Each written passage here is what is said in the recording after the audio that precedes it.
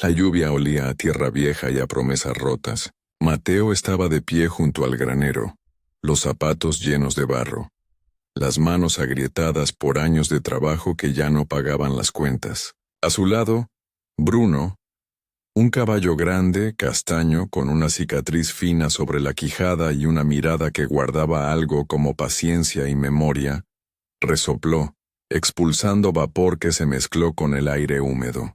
¿Cómo se llega a perder todo lo que se ha amado sin darse cuenta? Él lo sabía, poco a poco, como la marea que desgasta una playa. Una hipoteca, 2 cosechas fallidas, la promesa incumplida de aquel sueño que nunca fue comprable. Bruno hundió un herrado en el lodo y tiró la cabeza hacia la vieja valla. Algo en sus movimientos, un nervio que saltaba en la nuca, una alerta sorda en las patas, hizo que Mateo lo mirara de otra manera. No era la primera vez que el caballo buscaba en la tierra. Pero esa mañana había un sonido, un golpe seco bajo la hojarasca, un metal que respondió cuando Bruno rascó con su casco. Mateo dio un paso, y la tarde pareció cerrarse como un puño. Había en el gesto del animal una intención casi humana, y en la intención, una pregunta que rebotó como un latido. ¿Qué guarda la tierra que hemos olvidado? Cuando Bruno alzó la cabeza, traía entre los dientes algo que brilló apenas, escondido por el barro. Un anillo de hierro con una asidera. Mateo lo recogió con dedos torpes, sintiendo frío y latidos. No era un anillo de puerta cualquiera, era una argolla antigua, de las que se usan para abrir algo que se cierra hace tiempo. Su corazón, que ya no sabía latir con certezas, dio un vuelco mínimo de esperanza. ¿Y si aquello no fuera simple metal, sino la llave hacia algo que había sido enterrado a propósito? ¿Y si entre las raíces y las piedras hubiera un secreto capaz de cambiarlo todo? Terminó la lluvia. Quedó la pregunta suspendida en la finca como un desafío. Mateo miró a Bruno, y por primera vez en semanas no escuchó el ruido de la deuda, sino la voz muda del caballo. Bruno resopló otra vez como si urgiera: «Muévete, hombre. Encuentra». Y Mateo, que hasta entonces solo había dejado que la vida lo arrastrara, notó una decisión encenderse en su pecho. ¿Sería posible que el animal hubiera encontrado algo más que una pieza de hierro? ¿Sería posible que la tierra volviera a hablar? Mateo tenía 58 años y la costumbre de levantarse antes de la luz. Había heredado la granja de su padre, que la había heredado del suyo, y en sus manos estaba la memoria de generaciones, herramientas gastadas, un tractor con nombre propio, el aroma del pan dorándose al amanecer. El rancho se extendía en una loma donde los sauces se inclinaban al viento, y el silo aún guardaba el eco de otras cosechas. Allí, entre las cicatrices de la tierra, Mateo había formado su vida. Matrimonios que no fueron, una hija que se fue a la ciudad para escapar de la pobreza, y la certeza de que el trabajo duro era la única religión que conocía. Pero la vida le había dejado una deuda que no cabía en sus bolsillos. Los bancos no tenían compasión. Los vecinos hablaban en susurros. Las facturas llegaban como hojas secas que se amontonaban en la mesa de la cocina.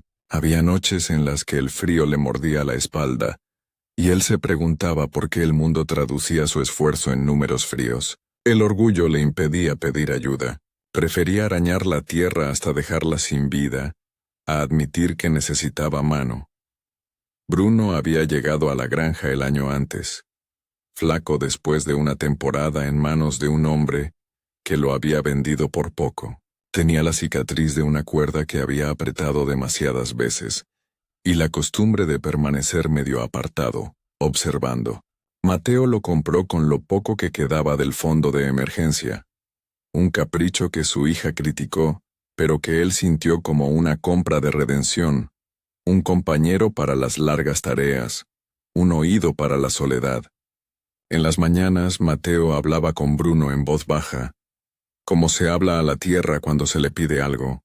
El caballo respondía con pequeños movimientos, un parpadeo, una oreja que se volteaba, un resoplido que decía más que 100 palabras. Cada objeto en la casa contaba una historia. El reloj de pared parado desde la muerte de su madre, la foto amarillenta de un hermano que nunca volvió de la mina, el cuaderno donde Mateo anotaba los gastos y las cosechas, con cifras que se clavaban en su alma. Ese cuaderno era su confesionario y su sentencia. Pero también había en el granero un lugar que nadie tocaba, una tabla suelta del suelo, cerrada por generaciones con clavos oxidados, que su padre siempre había mirado con indiferencia. «No la toques», decía en voz baja como si algunas verdades merecieran estar enterradas. Mateo lo repitió como ritual: no tocar, no preguntar. Era más fácil respirar en la ignorancia. La rutina marcaba sus días: arar, arreglar cercas, vender lo poco que podía, pagar lo indispensable. El pueblo estaba a media hora, con su supermercado pequeño y la iglesia donde la gente se reunía los domingos. Allí los hombres jóvenes habían elegido otros trabajos. Los viejos discutían sobre el clima. La vida de Mateo parecía encajar en esa repetición. Sin embargo, la argolla que Bruno había traído rompió la costura de lo previsiblemente triste. Algo en la idea de una tapa, un umbral, un cuarto que nadie abría, despertó la curiosidad que el orgullo había mantenido dormida. En su interior, Mateo llevaba una herida que no se pronunciaba, la culpa de no haber podido proteger a quienes amó. Recordaba la mano de su esposa en la suya, cuando sus ojos se cerraron. Recordaba a su hija subiendo a un autobús con una maleta y la mirada que no volvió atrás. Esa culpa lo arrastraba a la noche como un animal herido. Y ahora, frente al anillo de hierro, la memoria le ofrecía una posibilidad de redención que no venía en los papeles del banco. Un secreto enterrado que, si era bueno, podría ser su salvación. Si era malo, iba a mostrarle lo que ya sospechaba: que la tierra no cura, apenas oculta. Cada decisión que había tomado hasta entonces lo había moldeado en silencio. No vender la vieja mula para no perder orgullo. No aceptar el trabajo en la ciudad para no abandonar raíces. No hablar con su hija para evitar que la culpa le rompiera la garganta.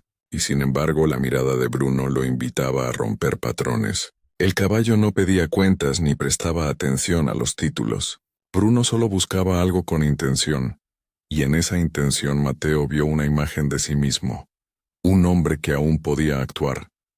La tarde se deshilachó en susurros. Mateo limpió el anillo. Lo apoyó contra la palma y sintió el frío metálico que anunciaba un peso mayor que su simple peso. No era solo un objeto. Era un puente hacia aquello que su familia había preferido enterrar. Había detrás de la tabla suelta del granero una promesa que su padre no pronunció. Había en el rostro tranquilo de Bruno una insistencia que no entendía pero que no podía ignorar. Así, sin dramáticas decisiones, el día se cerró con la idea: mañana abriré la tabla. Mañana veré. Al amanecer, la niebla cortó las lomas como un velo. Mateo arrastró la linterna hacia el granero, con Bruno ya expectante, la cabeza baja y las fosas nasales temblando. El sencillo derrengue de la tabla no fue tan sencillo. Los clavos exigieron fuerza y paciencia, y la madera cedió con un gemido que tuvo algo de llanto. Debajo, en un hueco oscuro, la tierra olía a tiempo y a materiales olvidados. Mateo metió la mano y tocó algo frío.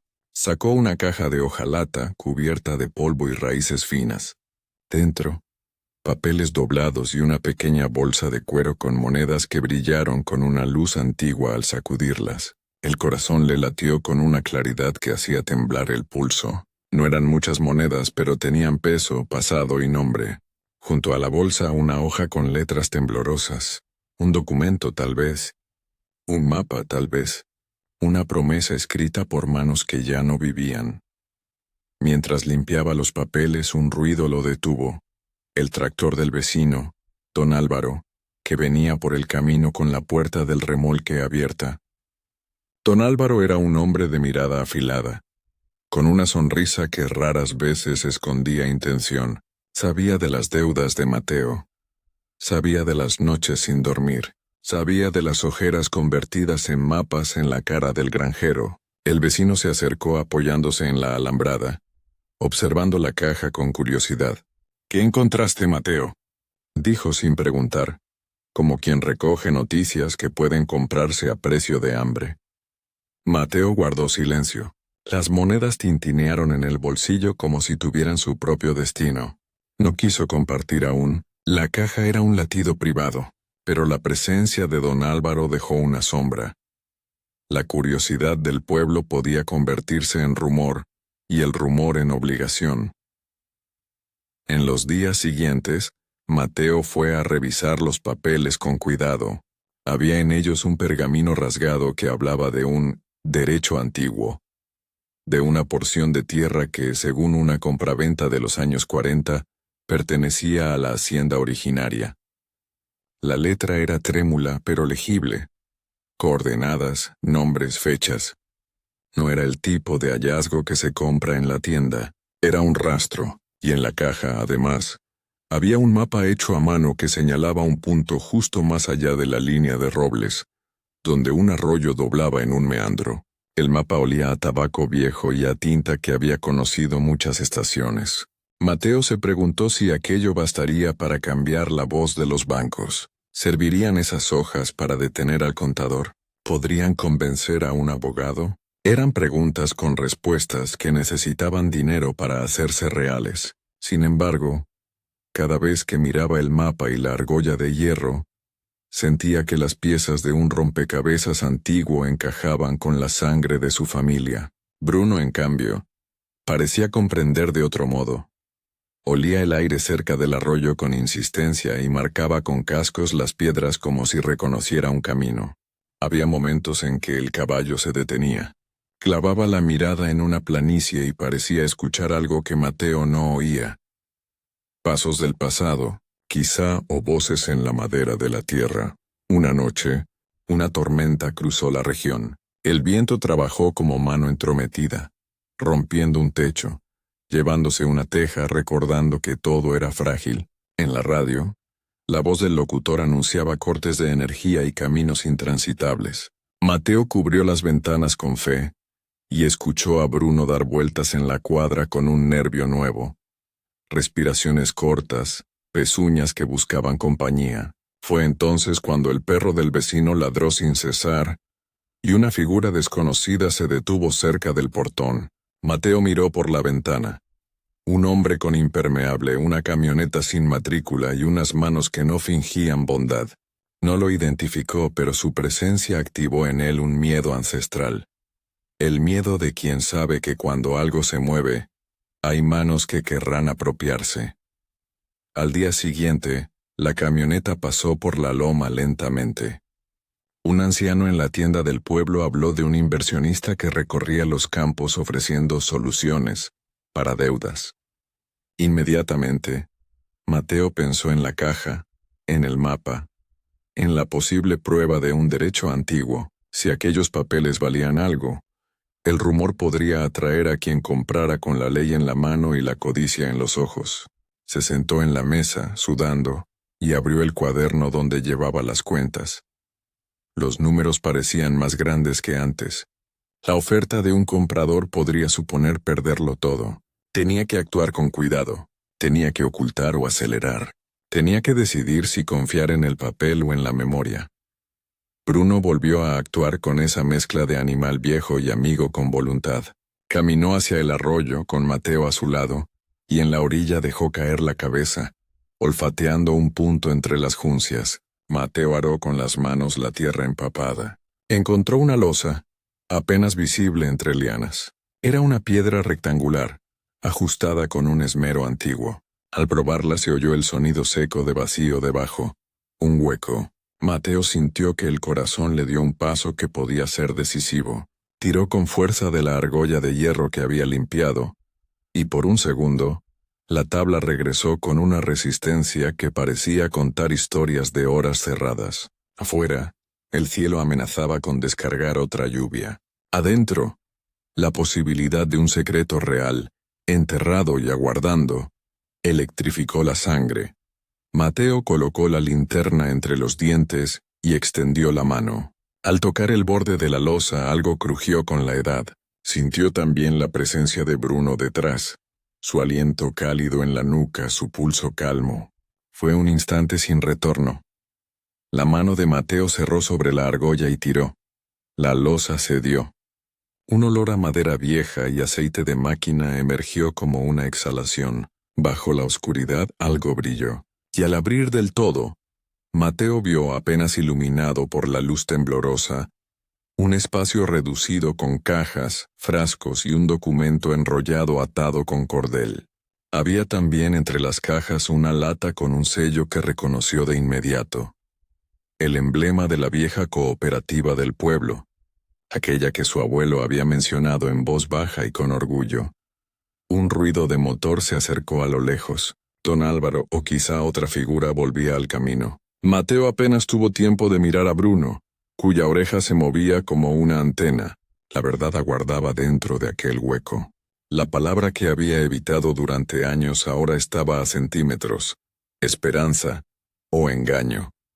Mateo pensó en su hija, en las lágrimas que no había secado, en las noches de cuenta regresiva, que encontraría cuando desenrollara el documento. ¿Sería eso suficiente para pagar las cuentas? ¿O sería el inicio de una nueva pelea que no podía ganar? Se oyó un paso en la tierra dura del camino.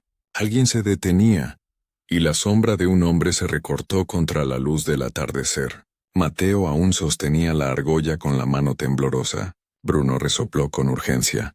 El secreto estaba ahí, abierto para ojos y manos que quizá no tuvieran buena fe. Mateo entendió en un golpe que la decisión que tomara ahora no sería solo por la finca, sería por todo lo que había sido y por lo que aún podía ser.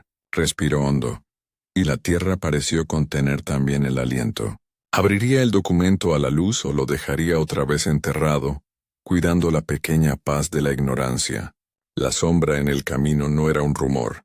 Caminaba con botas y con intención. Don Álvaro apareció primero, con la gorra en la mano. Pero detrás de él venía la camioneta sin matrícula que Mateo había visto antes. Un hombre de traje oscuro, con el hablar resbaladizo de quien compra silencios y terrenos. Los ojos del forastero repasaron la losa abierta, la lata con el emblema de la cooperativa, el pergamino enrollado. Su sonrisa fue una línea afilada. «Buen hallazgo, amigo», dijo, y su voz sonó como una oferta que no pide permiso. Don Álvaro avanzó un paso, y su gesto fue menos de ayuda que de ocupación. Mateo sintió en la garganta el sabor metálico del miedo. Había pocas certezas en la vida de Mateo. La más firme era la barra de hierro que sostenía aún en la mano. Ahora esa barra era la diferencia entre callar y nombrar. Si entregaba el documento, si lo dejaba en manos del hombre de traje, tal vez obtendría dinero rápido, pero también perdería el control sobre la verdad. Pensó en su hija, en la promesa de no dejar que la tierra se fuera de su nombre, en la mirada de su esposa en la foto amarillenta. Un latido le dijo, «No vendas lo que no entiendes». Otro latido, más viejo, le susurró que la vida no tiene clemencia con los que dudan. El hombre de traje se inclinó hacia la lata, como quien abre una caja de tesoros menores, y dijo en tono marketinero, «Podríamos ofrecerte una solución. Pago hoy, saldas cuentas, te vas. Nada de abogados, nada de demoras». Don Álvaro asintió, y por un segundo Mateo leyó en la cara del vecino la ansiedad del que desea quedarse con lo ajeno, sin que lo llamen ladrón. Fue entonces cuando Bruno respiró y su cuerpo entero se tensó, una masa de músculo que entendía la peligrosidad en el aire. El caballo dio un paso adelante, plantó las patas con firmeza y lanzó un relincho bajo, que sonó más como una advertencia que como un animal suelto. El relincho rompió el charco de palabras educadas. Mateo hizo lo único que aún le quedaba con cierta dignidad. Desenrolló el pergamino y lo sostuvo en alto. La tinta, aun cuando el papel estaba quebradizo, mostraba nombres y sellos. Entre esas marcas el apellido que conocía, su abuelo, y otro apellido que no esperaba, pero que reconoció por los susurros del pueblo. El apellido de don Álvaro. Los ojos del hombre vecino se estrecharon. Mateo leyó en voz alta con la respiración cortada las cláusulas que hablaban de fondos sociales y de una reunión fechada en 1947, donde se registró una aportación a la cooperativa que jamás fue liquidada. Leyó también una nota manuscrita, de la letra de su madre, que decía: «Si a nosotros nos toca, que a los nuestros no nos falte». Palabras simples enterradas bajo tablas y tiempo, que de pronto pesaban toneladas. El hombre de traje intentó arrebatarle el papel. «No sabes lo que tienes en la mano», susurró ya sin sonrisas. Mateo retrocedió. El barro se pegó en sus botas y su corazón quiso salir corriendo. Don Álvaro, con la calma torcida de quien piensa que las cosas le pertenecen por derecho, puso la mano sobre el hombro del forastero, como para indicarle que la disputa sería rápida. Fue un gesto de confianza mal calibrada. Bruno, sintiendo la tensión humana como si fuera propio y no ajeno, dio un paso más y apoyó la cabeza contra el brazo de Mateo, una presión cálida que decía: «Resiste». Entonces ocurrió lo que no se planea ni en las noches de más fantasía. Bruno, que había estado husmeando entre la losa y las raíces, dio un cosecillo con la pata trasera y golpeó una piedra fingida, que resultó ser un cajón pequeño, de hierro, escondido entre las raíces. El sonido seco llamó la atención de todos. Mateo lo miró, y en ese rescoldo de metal encontró la llave de la historia. En el cajón había recibos, talonarios sellados y una lista con nombres que incluía, además del suyo y del apellido de don Álvaro, el nombre del padre del hombre de traje, una firma que ligaba la trama de la codicia a deberes no cumplidos. La evidencia no era un milagro legal, era la trazabilidad de lo que la cooperativa había sido y de lo que, con astucia o silencio, se había transformado. El forastero, palpando en su bolsillo, sacó una tarjeta y dijo que podía hablar con sus abogados. Don Álvaro, sin palabras, retrocedió, porque la lista lo miraba como una acusación. Fue entonces cuando la radio de la camioneta, sin que nadie la hubiera encendido, emitió de manera torpe un zumbido que atrajo la atención de la gente del pueblo. La curiosidad siempre tiene oídos. Cerca alguien vio la luz y caminó cuesta abajo. Otros miraron hacia el granero. Cuando la noticia se difunde en un pueblo, encuentra manos que vienen a sostener o romper. Mateo sintió que el peso del papel aumentaba, pero también sintió que no estaba solo. Bruno, la tierra, la memoria escrita, y en su pecho, una decisión. En aquel enfrentamiento a media tarde, Mateo, con la voz ronca, pidió tiempo. Exigió que nadie tocara la caja, que nadie se llevara los papeles hasta que un notario los certificara. No tenía dinero para un abogado, pero tuvo algo que muchas ciudades olvidan: el testimonio de los que habían presenciado la apertura y la figura de un caballo que, sin saber de leyes, sabía de lealtades. El hombre de traje frunció el ceño. Entendió que aquella pelea no sería tan limpia como imaginó, y se alejó con promesas de llamadas y amenazas que sonaban huecas cuando las dice quien no entiende la lentitud de la tierra. Don Álvaro murmuró algo entre sus dientes y, por primera vez, mostró miedo en la mirada. El miedo de quien sabe que un pasado mal guardado puede pescarle las manos. El remolino de la tarde dejó un silencio febril. Mateo sostuvo los papeles contra su pecho, y por un instante la vida le pareció un mar con olas que comían la orilla. Pero esta vez la orilla resistía. Había una fila de nombres, una caja con documentos y un caballo que olfateaba la historia con paciencia. Fue un clímax. No de golpes, sino de verdad puesta al sol. No era todavía la victoria, pero era la primera vez que Mateo sentía que la historia, esa que su padre había callado, podría inclinar la balanza a su favor. Y cuando la gente del pueblo, atraída por el rumor, comenzó a bajar el camino, Mateo sintió más cerca la posibilidad de que la comunidad recordara aquello que su abuelo había defendido.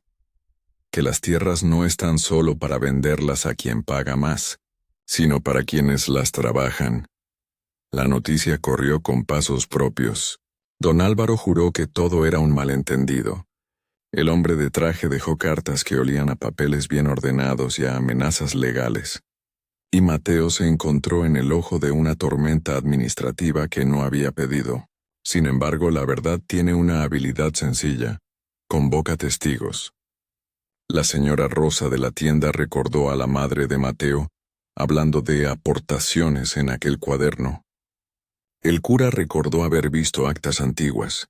Un anciano en el bar sacó del sombrero una foto, borrosa, donde se veía a su abuelo con el emblema de la cooperativa. Pequeñas evidencias que, juntas, empezaron a formarse como un muro.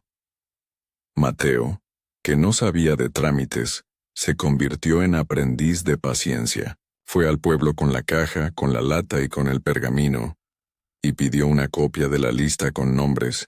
El notario, movido por la constatación y por la presencia de varios vecinos, aceptó depositar los documentos y certificarlos provisionalmente. Era una medida humilde, pero suficiente para frenar ofertas impulsivas. Además, alguien en la reunión propuso que el pueblo organizara una colecta temporal. Pocos, muchos. Poco, mucho. La solidaridad no pagó la hipoteca, pero habló a los bancos con una voz menos solitaria. La hija de Mateo no apareció de inmediato. Había en la casa una foto que él miraba cada noche, temiendo el día en que la verdad no bastara para curar aquello que había quebrado su familia. Pero la apertura produjo un efecto que no esperaba. La radio local recogió el rumor. El cura habló en la misa del domingo sobre la memoria de la comunidad, y un voluntario llevó un mensaje hasta la ciudad. Fue así como, a la semana, la hija volvió. No con un estruendo, sino despacio, con la cara cambiada por la ciudad y con la voz cargada de preguntas y de un perdón que tardó segundos en pedir. Ella no vino a salvar la granja con un cheque, vino con la decisión de estar. Se abrazaron sin palabras. Se dijeron todo con el roce de la piel y la lluvia de miradas que curan. Mientras tanto, el hombre de traje presionaba con abogados que enviaban cartas largas. Reclamamos posesión, decía una. Se requiere entrega, decía otra. Mateo contestó con declaraciones simples. Que los papeles estaban siendo verificados, que existía una lista de testigos, que la tierra no se entregaría sin proceso. No fue heroico, fue terco, como quien no tiene otra arma que la verdad y la costumbre de levantarse temprano. Bruno estuvo siempre a su lado, masticando heno, vigilando la entrada, enviando con su mirada la advertencia de que allí había un guardián. Conforme pasaron las semanas, se armó un pequeño frente de resistencia. Los que trabajaban la tierra, los que recordaban los nombres de la cooperativa, y aquellos que no querían ver la loma transformada por manos ajenas. Al mismo tiempo apareció en los papeles una información útil. Entre los recibos había un documento bancario, con una referencia a una cuenta de la cooperativa, inactiva, en una ciudad cercana. No era una suma milagrosa, pero sí era un punto de partida. El banco respondió con lentitud, y las palabras investigación y depósito se convirtieron en una espera tensa. Aún así, la posibilidad de que existiera dinero, de que el legado tuviera un valor real, alimentó la esperanza. La relación con su hija, frágil al principio, se fue recomponiendo en actos pequeños. Ella ayudó a ordenar los papeles, acompañó a Mateo a entrevistas, y una tarde se quedó en la cocina mientras él contaba historias que antes no salían. Hablaron de su madre, hablaron de un hombre que no supo pedir ayuda, hablaron de la poesía de la siembra y del miedo a perderla. El reencuentro no borró años, pero empezó a coser. Mateo, que había guardado en un cajón una carta que nunca envió, la mostró y la dejó que la leyera. Ella, con la voz quebrada, le dijo que entendía. No fue un perdón total, fue una negociación de amor. Y sin embargo, la amenaza persistía. Don Álvaro seguía mirando desde lejos y la presión del mercado no cesaba. El hombre de traje hizo un último intento. Ofreció un pago inmediato si Mateo abandonaba el reclamo. Fue una oferta que olía a final y a silencio. Mateo la rechazó. No porque fuera un acto heroico perfecto, sino porque ahora The Truth and the Community had given him a spine. Había descubierto que las cosas verdaderas, aunque pequeñas, poseen una fuerza mayor que el dinero dado en un sobre.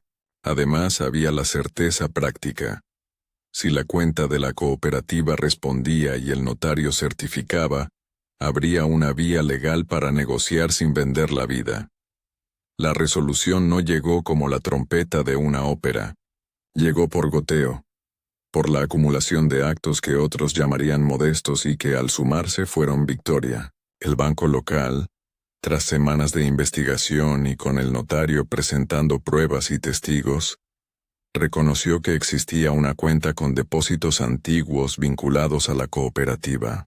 No era una suma que cambiara el mundo entero, pero era suficiente para negociar un aplazamiento con el acreedor y para pagar los gastos inmediatos que asfixiaban a Mateo.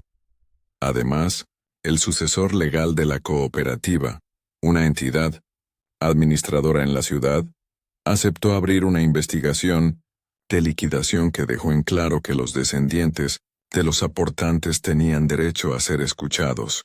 En el pueblo, la historia de la lata con el emblema y del caballo que la descubrió se convirtió en un relato que ya no hablaba solo de documentos, sino de memoria colectiva.